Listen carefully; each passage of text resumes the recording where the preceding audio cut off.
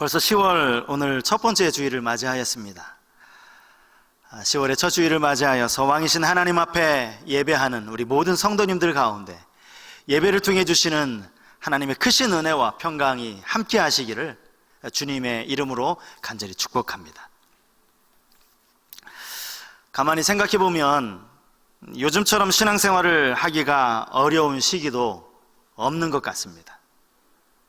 일단은 교회에 나와서 함께 예배를 드려야 하는데 그렇게 할 수 없으니까 가정에서 온라인으로 드리는 이 예배에 마음을 집중하는 것이 늘 쉬운 일은 아니기 때문입니다. 지난 3월 처음으로 온라인 예배를 드리기 시작한 그때부터 오늘 이 시간까지 우리 교회는 한 번도 30분짜리 설교 영상을 따로 찍어서 올리지 않았고 주일날 똑같은 시간에 처음부터 끝까지 실시간으로 예배를 드렸습니다. 그때 3월에는요 이 본당 안에 교육자들하고 관리집사님 2분 외에는 아무도 없었습니다. 그럼에도 불구하고 예배 순서 중에 어느 것 하나 빠뜨리지 않았습니다.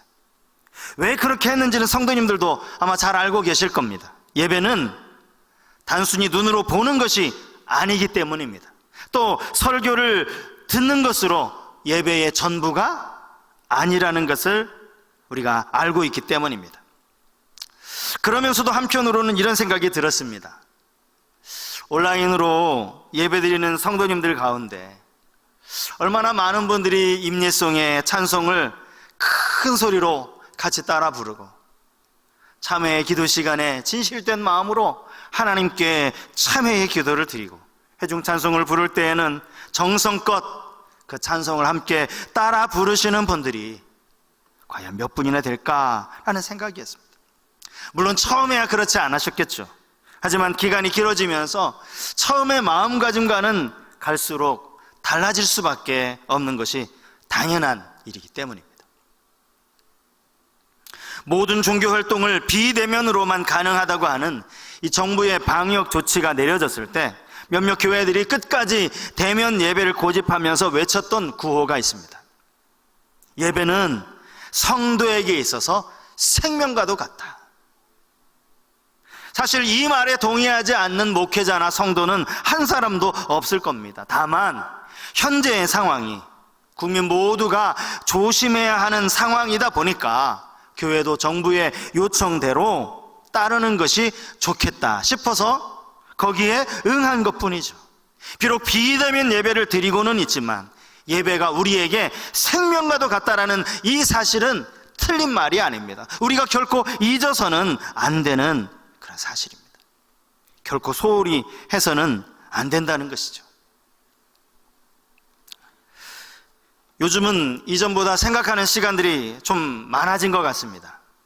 생전 들어보지도 못한 비대면 예배를 드리면서 예배가 무엇인지에 대해서도 생각하게 되고요. 교회에서 진행하던 양육 프로그램을 진행할 수 없다 보니까 개인적으로 내 믿음을 지키기 위해 이런저런 노력들을 많이 하게 되는 것 같습니다. 제가 지난 주일에 우리가 주님의 마음을 알기 위해서 요한복음 말씀을 같이 필사하자라고 말씀을 드리지 않았습니까? 그리고 나서 주중에 제가 이 기독교 인터넷 쇼핑몰에 한번 인터넷에 들어가 본 적이 있습니다. 지난 이 9월 한 달 동안 신앙 서적 가운데 가장 많이 팔린 베스트 1위부터 10위까지 그 10권의 책 중에요 성경 필사와 관련된 책이 3권이나 됐습니다. 두 번째로 많이 팔린 책이 로마서 필사 노트였고요 5위가 요한복음 필사 노트였어요. 이 갓피플에 가시면 이 필사 노트를 여러분 얼마든지 구입하실 수 있습니다. 주일학교를 위한 잠언 성경 쓰기 노트가 9번째로 많이 지난 한 달 동안 말이죠 그렇게 많이 팔린 책이었다라는 거예요. 여러분 이것이 무엇을 의미하는 겁니까? 이 코로나 시대를 살아가면서 성도들도 나름대로 자신의 신앙을 위해서 뭔가 애를 쓰고 있다라는 것 아니겠습니까? 그 가운데 하나가 이 성경을 필사하는 것이었다라는 겁니다. 요즘 같은 시대에 교회에 대해서 또 성경이 가르치는 말씀의 그 주제에 대해서 다시 한번 생각해 보는 것은 신앙의 유익을 위해서 아주 중요한 일이라는 생각이 듭니다. 잠시나마 숨을 가다듬는 것이죠. 그리고 중간 점검을 해보는 것입니다. 어디로 갈 것인지 분명한 목적지를 정하는 것도 중요하지만 지금 내가 제대로 가고 있는가 지도를 보면서 계속해서 확인하는 것도 중요한 일이기 때문입니다. 운전자가 목적지를 향해 가다 보면 길을 잘 가다가 조금이라도 경로를 이탈하게 될 때 그 즉시로 경로 이탈이라고 하는 경고를 알려주는 것이 내비게이션 아닙니까? 하나님의 말씀이 우리에게는 바로 이 내비게이션과 같다라는 거예요. 그러므로 말씀을 통해서 끊임없이 우리 자신을 점검할 수 있어야 한다는 겁니다. 복음서 안에 우리 귀에 익숙한 말씀들이 참 많이 나와 있지만 오늘 우리가 읽은 본문은 그 중에서도 정말 많이 들어왔던 말씀이라고 할 수 있습니다. 그래서 처음에는 설교를 준비하면서 이 본문은 그냥 건너뛰어도 되지 않나 이런 고민을 잠시 하기도 했었습니다. 그럼에도 불구하고 너무나도 익숙한, 또 익숙하고도 간결한 이 말씀을 제가 설교하기로 마음먹은 이유도 오늘 이 말씀이 우리를 돌아보는 내비게이션이 될 수 있겠다라는 생각 때문입니다. 우리에게 익숙한 말씀이지만 예수님께서 내가 너에게 새 계명을 주노라 라고 하신 말씀은 4개의 복음서 중에서 오직 요한복음에만 기록되어져 있습니다. 복음서에 이 본문 말고 예수님께서 이 계명에 대해서 가르치신 말씀은 사실 몇 군데가 더 나옵니다. 대표적으로 구약의 율법을 말씀하실 때 예수님이 이 계명에 대해서 말씀을 하시죠. 한 율법사가 예수님을 시험하기 위해 찾아왔습니다. 그에게 율법 중에 어느 계명이 크니까 라고 물었을 때 주님이 하신 대답이 마태복음 22장 37절 이하에 기록이 되어져 있습니다.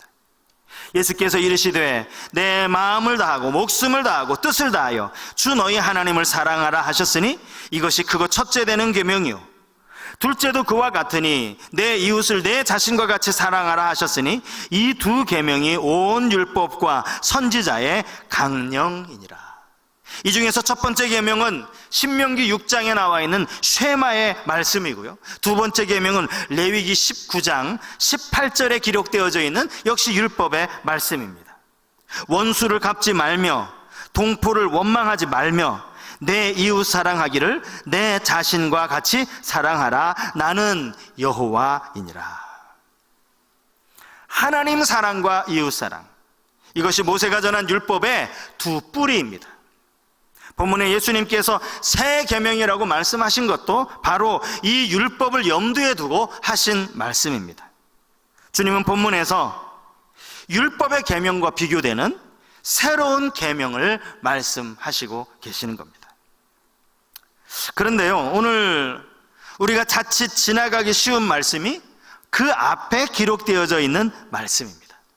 주님께서 사랑이라고 하는 이 새 계명을 말씀하시기 이전에 먼저 이 말씀을 하셨다는 건데요, 본문 31절 말씀입니다.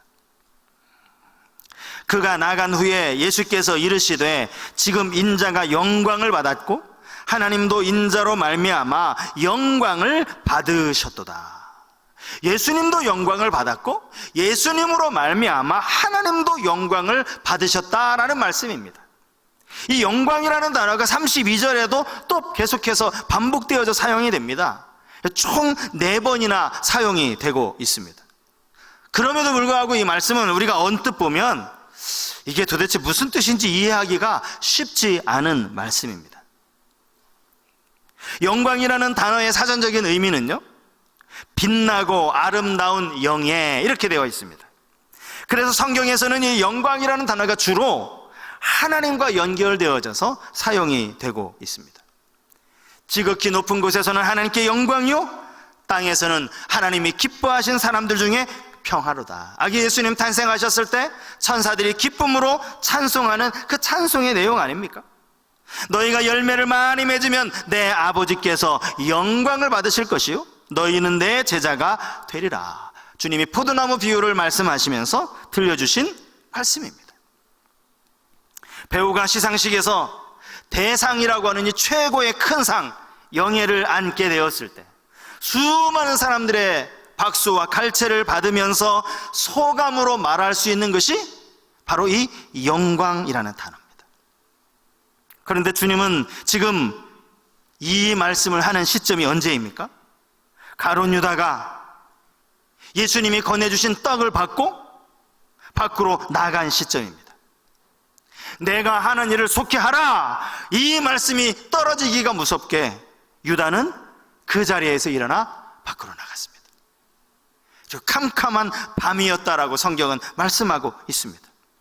당연히 그는 제사장을 만나러 간 것이죠. 그리고 얼마 지나지 않아 제사장들과 로마의 군인들과 함께 다시 예수님을 잡으려고 찾아왔습니다. 그러므로 유다가 밖으로 나간 이 시점은 예수님의 십자가 죽음이 확정되는 시점이라고 할 수 있습니다. 요한이 말하고 있는, 예수님이 말씀하고 있는 이 영광은 결국 당신의 십자가를 의미하는 것입니다. 예수님은 공생의 초기 사역 때부터 늘 이 영광의 때를 생각하셨습니다. 이 땅에서 이제 마지막 유월절을 맞이하시려고 예루살렘에 입성하신 이후에 예수님은 하늘의 미래에 대해서 말씀을 하시죠. 이 말씀을 하시기 전에 예수님은 이렇게 말씀하십니다. 요한복음 12장 23절 말씀. 예수께서 대답하여 이르시되 인자가 영광을 얻을 때가 왔도다. 하늘의 밀이 떨어져 죽는, 그래서 많은 열매를 맺게 하실 바로 예수님 당신의 이야기를 하시면서 인자가 영광을 얻을 때가 왔다라고 말씀을 하신 겁니다. 그리고 오늘 본문에서는 이제 지금 영광을 받았다라고 말씀을 하십니다. 이 말씀을 먼저 하시고 새 계명에 대해서 말씀하시는 거예요. 그러므로 주님이 말씀하시는 이 새 계명은요, 당신의 생명을 두고 하시는 아주 중요한 계명이라고 할 수 있습니다. 주님께서 말씀하신 이 새 계명은 시간적인 것만을 의미하지는 않습니다. 구약의 계명은 좀 오래된 옛날 계명이고 지금 내가 너희에게 전하는 이 계명은 아주 따끈따끈한 그런 새로운 계명이다, 이런 의미가 아닙니다. 여기 말하는 이 새 계명은 질적인 면에 있어서 새로운 계명이라는 그런 뜻을 가지고 있습니다. 그렇다면 어떤 면에서 이 계명이 새 계명인지 우리가 사랑의 계명을 이 시간 다시 한번 생각하면서 은혜를 받기를 원하는데요. 그 중에 첫 번째로 우리는 사랑의 기준에 대해서 다시 생각해 볼 수 있어야 합니다. 사랑의 기준. 이 사랑의 기준은요, 구약의 율법에도 분명히 제시되어 있습니다. 제가 앞에서 읽어드린 레위기서의 말씀이 마가복음 12장 31절에도 동일하게 기록이 되어져 있는데요, 이렇습니다. 둘째는 이것이니 내 이웃을 내 자신과 같이 사랑하라 하신 것이라. 이보다 더 큰 계명이 없느니라. 여기서 말하는 이 이웃사랑의 기준은 자신을 향한 사랑입니다. 여러분, 사람은 누구나 자기 자신을 사랑합니다. 자기 자신을 미워하는 사람은 한 사람도 없습니다. 내가 하면 로맨스고 남이 하면 불륜이라는 이런 말도, 내로남불이라는 말도 가만히 생각해 보면 자기를 향한 삐뚤어진 사랑에서 나온 말이 아닙니까? 자신을 사랑하는 것만큼 너의 이웃도 사랑하라. 사실은 이 말씀도 실천하기가 여간 어려운 것이 아닙니다. 내가 나를 사랑하는 건 너무 쉽지만, 하지만 내가 아닌 다른 사람을 어떻게 그렇게 똑같이 사랑하느냐고요. 이것은 너무나도 어려운 일이라는 겁니다. 근데 주님은 그 사랑의 기준을 바꾸십니다. 그것이 무엇입니까? 내가 너희를 사랑한 것 같이. 내가 너희를 사랑한 것 같이. 내가 나를 사랑하는 것만큼 이웃을 사랑하는 것, 이것도 엄청나게 어려운 일이지만 주님이 우리를 사랑하시는 것이 사랑의 기준이라면 이거는 더더욱 어려운 계명입니다. 여러분, 주님이 제자들에게 보여주신 사랑을 우리는 요한복음 13장 전체를 통해 알 수 있지 않습니까? 예수님은 자기 사람들을 사랑하시되 끝까지 사랑하셨다라고 말씀하고 있습니다. 스승을 팔아버리는 제자 유다까지도 예수님은 사랑하셨어요. 제자들 앞에 무릎을 꿇으시고는 냄새나는 저들의 발을 씻어주시기까지 겸손함으로 사랑하셨습니다. 결국에는 십자가에서 당신의 목숨을 희생하면서까지 사랑을 베풀어 주셨어요. 사실 이 사랑은요, 생각하면 생각할수록 우리가 실천하기에 도무지 불가능해 보이는 그런 사랑입니다. 이 사랑은 생각하면 생각할수록, 이 말씀을 생각하면 생각할수록 우리 머릿속이 하얘지는 말씀입니다. 왜냐하면 우리 힘으로는 전혀 그렇게 할 수 없기 때문에 차라리 레위기서 말씀이 훨씬 더 쉽겠다, 그런 생각이 들 정도입니다. 여러분, 설교하는 저 자신도 도무지 실천할 자신이 없는 이 말씀인데 이것을 설교하기도 얼마나 부담이 되겠습니까?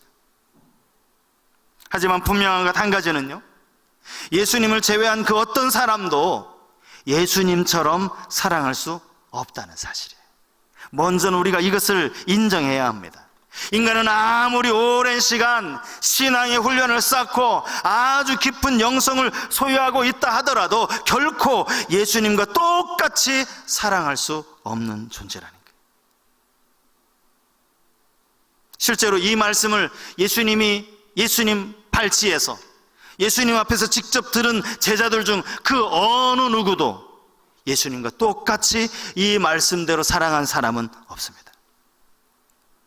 내가 너희를 사랑한 것 같이 라고 했을 때에 여기 무엇 같이 라고 번역된 이 헬라어는요, 예수님과 똑같이 하라는 그런 의미가 아닙니다. 그분이 보여주신 본을 따라서, 그분을 닮아가기 위해서 애쓰라는 의미입니다. 만분지 일이라도, 아니 천분지 일이라도 주님을 본받아 살아가라는 것입니다. 우리가 결코 그렇게 사랑할 수 없다는 것을 주님이 다 아시면서 주님이 왜 이렇게 말씀을 하셨을까요? 그것이 우리 신앙생활의 목표이고 신앙생활의 방향이기 때문입니다. 이것은 성경에 기록된 거룩의 의미와도 같습니다. 베드로전서 1장 15절 이하에 보면 이런 말씀이 나옵니다. 오직 너희를 부르신 거룩한 이처럼 너희도 모든 행실에 거룩한 자가 되라. 기록되었으되 내가 거룩하니 너희도 거룩할지어다 하셨느니라. 성도들을 향하여 내가 거룩하라, 그 말씀을 하나님이 내가 거룩하니 너희도 거룩하라, 이 말씀을 가지고 전하고 있는 거예요. 사실 이 말씀은 레위기서 11장 45절에 나오는 말씀이에요. 그 말씀을 지금 베드로가 인용해서 여기 기록하고 있는 것입니다. 레위기서 11장 45절 말씀을 제가 읽어드리겠습니다.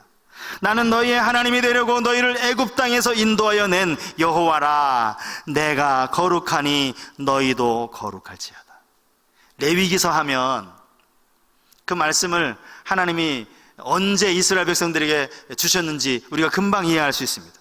이때 이스라엘 백성들은요, 아직 가나안 땅에 들어가기도 전이었고 애굽을 빠져나와서 광야 생활을 하고 있을 때였습니다. 여러분, 출애굽기에 기록되어진 이스라엘 백성들의 모습을 한번 보십시오. 그들이 조그만 어려운 일이 찾아왔을 때 그것을 통해서 정말 하나님의 뜻을 묻고 내가 이 일로 인하여 죄를 지으면 안 되는데, 내가 거룩해야 하는데 라고 근심하면서 하나님께 기도하면서 답을 찾아갔습니까? 아니요, 그렇지 않습니다. 조그만 어려움이 찾아오면 금세 모세를 원망했어요. 금세 여호와 하나님을 원망했습니다. 그것이 이 말씀을 하실 때에 이스라엘 백성들의 영적인 상태예요. 아직 하나님을 향한 믿음도 온전하지 못했던 그들에게 하나님은 거룩을 명령하시, 그것도 내가 거룩하니 너희들도 거룩해야 된다. 거룩의 기준을 여호와 하나님으로 말씀을 하시는 게, 여러분, 이게 얼마나 부담스러운 말씀입니까? 그럼에도 불구하고 왜 하나님이 그들에게 거룩을 명령하셨을까요? 오늘 본문과 마찬가지입니다. 당장에 하나님과 똑같은 모습으로 그들이 하루아침에 거룩해질 수는 없지만, 그건 도무지 불가능한 일이겠지만, 그것을 평생의 사명으로 알고 삶의 목표로 삼아라, 그런 의미가 담겨 있는 것 아닙니까? 우리는 예수님이 보여주신 이 사랑을 배우고 본받아서 또 그 사랑을 실천하며 살아가야 하는 사람들입니다. 그렇다고 연약한 우리 자신을 보면서 실망하거나 좌절할 필요는 전혀 없습니다. 목표만 놓치지 않으면 돼요. 내가 가야 할 길이 이 길이라는 것만 놓치지 않으면 되는 거예요. 그리고 다시 일어서면 되는 겁니다. 여러분, 요한 1서 3장 2절에 보면 이런 말씀이 나옵니다. 사랑하는 자들아, 우리가 지금은 하나님의 자녀라. 장래에 어떻게 될지는 아직 나타나지 아니하였으나 그가 나타나시면 우리가 그와 같을 줄을 아는 것은 그의 참모습 그대로 볼 것이기 때문이니. 요한 사도가 뭐라고 얘기합니까? 주님이 이 땅에 다시 오실 때 우리의 모습이 예수님과 같을 거라는 거예요. 이 믿음을 가지고 우리는 항상 그 길에 서 있어야 한다는 거예요. 그것이 바로 사랑이라는 겁니다. 사랑. 여러분이 사랑의 계명을 너무 부담으로 갖지 마시기 바랍니다. 다만 우리는 그렇게 목표를 가지고 살아가는 인생이라는 이 사실을 여러분 꼭 기억하실 수 있으면 좋겠습니다. 또 한 가지 사랑에 대해서 다시 생각해 보아야 하는 것은요, 사랑으로 인한 결과입니다. 사랑으로 인한 결과. 본문 35절 말씀인데요, 너희가 서로 사랑하면 이로써 모든 사람이 너희가 내 제자인 줄 알리라. 이 말씀이 의미하는 것이 무엇입니까? 우리가 세상에서 예수님의 제자라는 사실을 입증하는 방법이 바로 사랑이라는 겁니다. 무엇을 가지고 우리가 그리스도인임을 나타내며 무엇을 가지고 우리가 예수를 따르는 사람이라는 것을 보여주느냐, 그것이 바로 사랑이라는 거예요. 여러분, 혹시 이 말씀을 읽으면서 이거는 예수님께서 당신의 제자들에게나 하셨던 말씀인데 라고 혹시 생각하는 분들이 계실런지 모르겠습니다. 그렇지 않습니다. 예수님을 따라다니던 이 12 제자들에게만 하시는 말씀이 아니라, 그들만 제자가 아니라 우리 모두가 제자라는 사실을 우리는 기억해야 합니다. 주님이 마지막 승천하시는 자리에서 제자들에게 하신 명령이 무엇입니까? 그들에게 맡기신 지상 최대의 사명이 무엇입니까? 모든 민족으로 제자를 삼는 거예요. 모든 민족, 모든 사람에게 다 제자를 삼는 것입니다. 그때요, 예수님 승천하시는 그 자리에 많은 제자들이 있었습니다. 그 제자들에게 주님이 말씀하시기를 제자를 삼으라 라고 말씀을 하신 거예요. 그래서 사도행전의 말씀을 보면 사도라는 칭호와 이 제자라는 칭호가 구별되어져서 사용되는 것을 볼 수 있습니다. 사도는 우리가 잘 알고 있는 이 12명의 사도를 의미하고요, 제자는 설교를 통해서 복음을 듣고 예수를 믿게 된 사람들, 그들을 가리키는 그러한 단어라는 겁니다. 자, 사도행전 6장 2절 말씀을 보시겠습니까? 12 사도가 모든 제자를 불러 이르되 우리가 하나님의 말씀을 제쳐놓고 접대를 일삼는 것이 마땅하지 아니하니. 사도와 제자를 구분하고 있습니다. 또 사도행전 6장 7절 말씀입니다. 하나님의 말씀이 점점 왕성하여 예루살렘에 있는 제자의 수가 더 심히 많아지고 허다한 제사장의 무리도 이 도에 복종하니라. 이 말씀을 근거해 본다면 우리는 이미 주님의 제자인 거예요. 우리 모두는 이미 주님의 제자라는 사실이에요. 그렇다면 우리가 어떻게 내가 예수님의 제자라는 사실을 보여줄 수 있는가? 그것이 바로 사랑이라는 겁니다. 교회를 다닌 기간이 오래되었고, 그래서 교회에서 직분을 받았다고 해서 제자가 되는 것이 아닙니다. 교회에서 무슨 봉사부서를 맡아서 열심히 섬긴다고 해서 그것이 제자의 표지가 아닙니다. 제자됨의 증거는 우리가 예수님처럼 서로 사랑하느냐에 달려 있다는 것입니다. 사랑하기 위해서 얼마나 애쓰고 있느냐, 이것이 주님이 판단하시는 기준이라는 겁니다. 오늘 35절 말씀을 다시 한번 가만히 보시면 이런 말씀이 나옵니다. 모든 사람이 너희가 내 제자인 줄 알리라. 중요한 것이 모든 사람입니다. 여기서 말하는 이 모든 사람은 세상 사람들을 의미하는 것 아닙니까? 우리 주님은요, 당신의 제자들이 세상 가운데서 제자로 인정받아 살기를 원하시는 겁니다. 세상이 알아주는 것도 중요하게 여기셨다라는 거죠. 특별히 그들이 예수님의 제자인 것을 그들이 알게 되기를, 세상 사람들이 알게 되기를 원하셨다라는 사실입니다. 사랑이라는 이 세 계명이 중요한 이유는 서로 사랑하는 것을 통해서 우리가 세상에서 예수님의 제자로 알려지게 되기 때문입니다. 물론 믿는 성도로서 세상은 당연히 우리가 경계해야 할 대상이기도 합니다. 왜냐하면 끊임없이 세상은 우리의 믿음을 넘어뜨리려고 영적으로 우리를 공격해 오고 있기 때문입니다. 하지만 성경은 그렇기 때문에 성도는 세상과 완전히 담을 쌓아야 한다라고 가르치지 않습니다.